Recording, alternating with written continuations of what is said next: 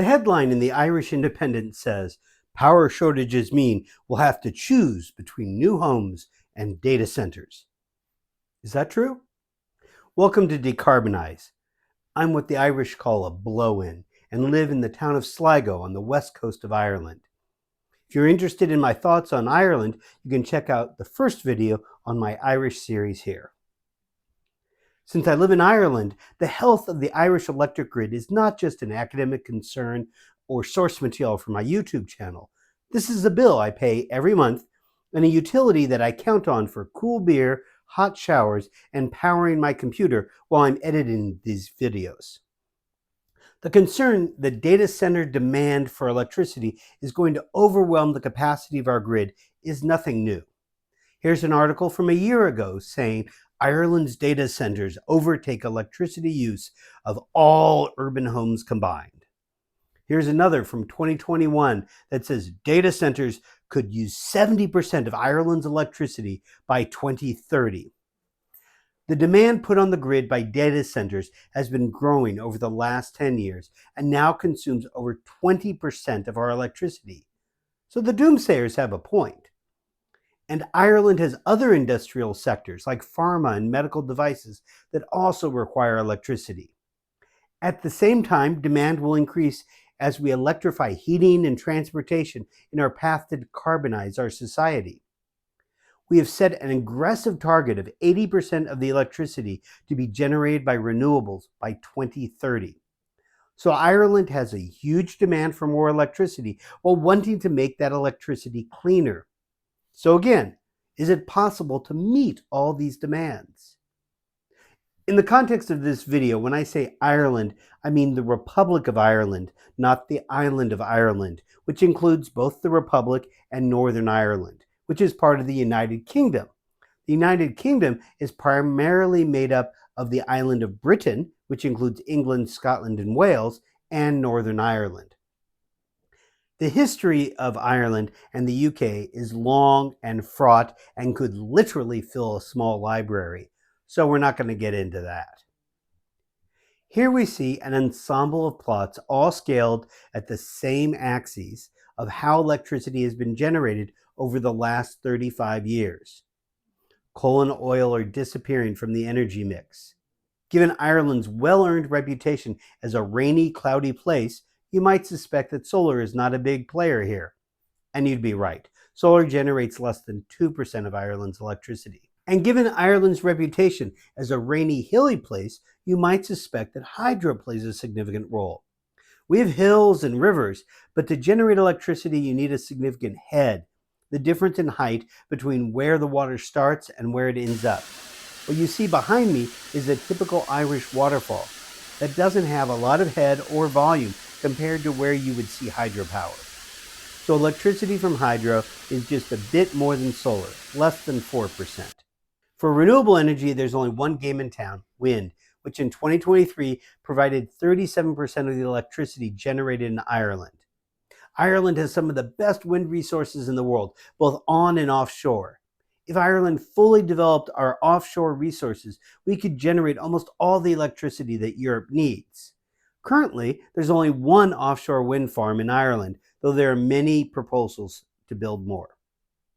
But looking at the growth in wind power, we see it's pretty much stagnated since 2020.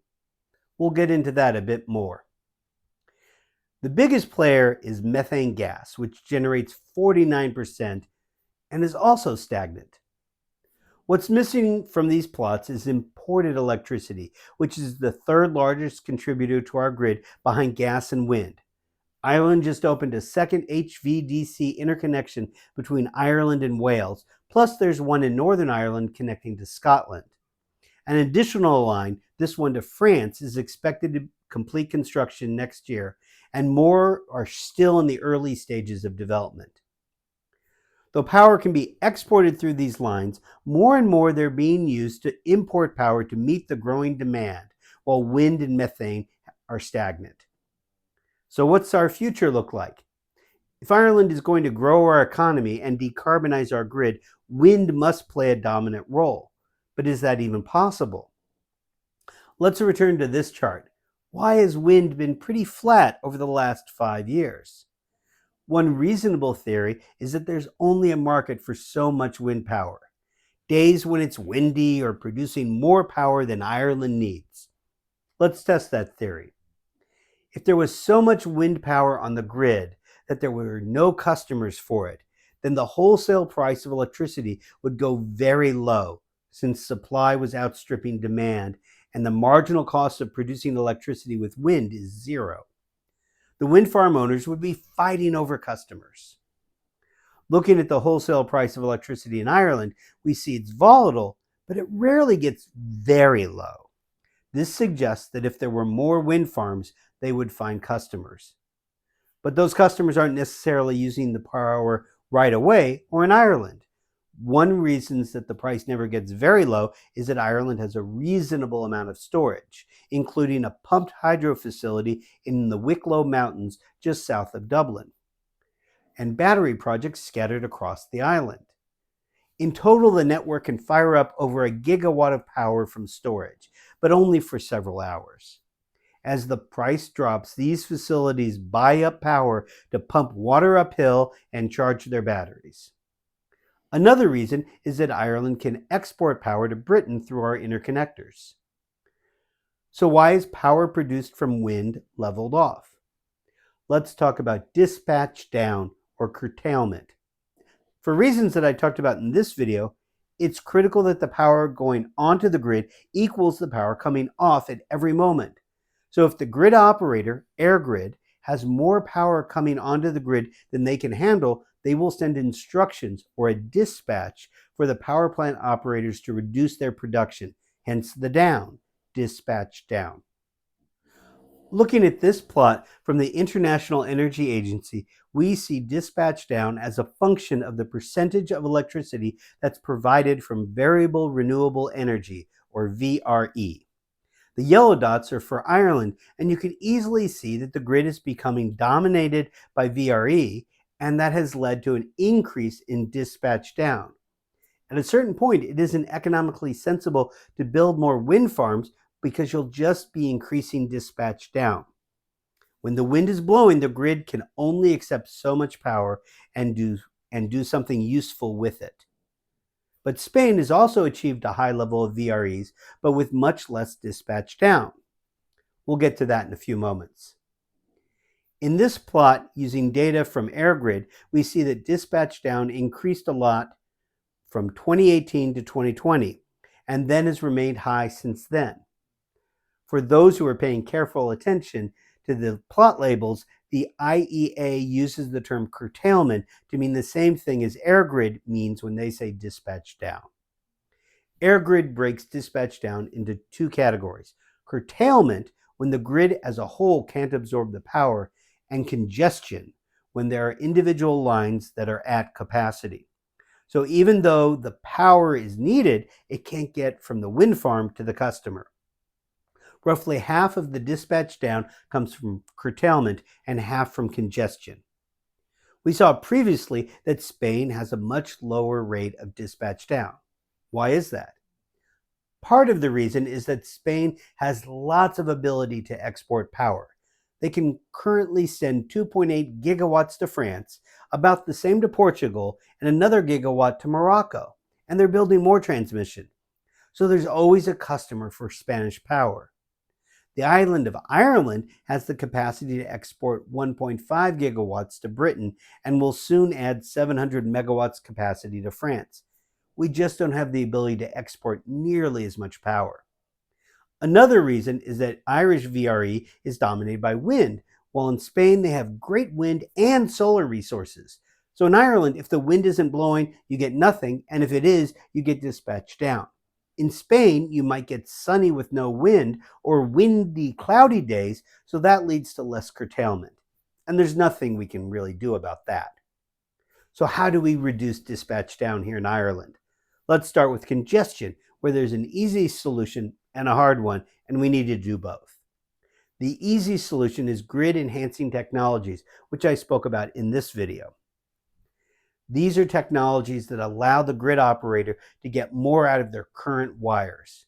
For Ireland, I think dynamic line rating, which is coming to the Emerald Isle, is the most promising. It allows the operator to run more current through a wire on cold or windy days, since that will reduce the risk of overheating. Since dispatch down orders happen on windy days, this is likely to be very helpful. The hard solution is to build more wires. Grid enhancing technologies only get you so far, and they don't serve additional areas where we might want to build wind farms.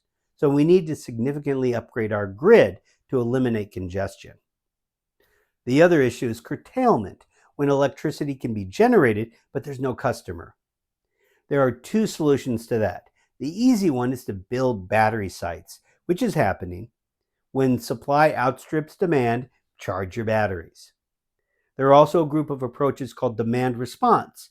For instance, water heaters turn up when the wind is blowing and turn off when power is scarce. Utilities here offer a low overnight rate for charging electric vehicles, which reduces peak demand and reduces congestion and curtailment. The other solution is to build more undersea interconnectors to Britain and France and maybe Spain, so we can sell electricity we don't need. This also allows us to buy electricity when the wind isn't blowing. The best low-carbon solution to Dunkelflaut, the extended period with little wind or sun, is the ability to import power from places with different weather. And for fans of nuclear power, the fastest, cheapest, easiest way for Ireland to take advantage of nuclear power is to import it from France, who has some of the world's most experienced nuclear industry. And no one understands this better than EirGrid, who is doing everything they can to fix our transmission grid. They have a portfolio of over 350 projects they're working on to beef up our grid and allow it to handle enough wind to power our homes and data centers. I have no question that if we build up our grid with grid-enhancing technologies, new power lines, batteries, and interconnectors, it will be possible to decarbonize our grid, support electrification, and foster economic development, including those pesky data centers. And what we learn here applies everywhere. There's too much focus on building power plants, be they solar or wind or nuclear, and not enough focus on building the transmission network that gets the power to where it's needed. But upgrading the grid is actually the most important step. If you've learned something, please like and subscribe. And you can support this channel by buying me a Guinness. And please forward this video to everyone you know who has some Irish heritage.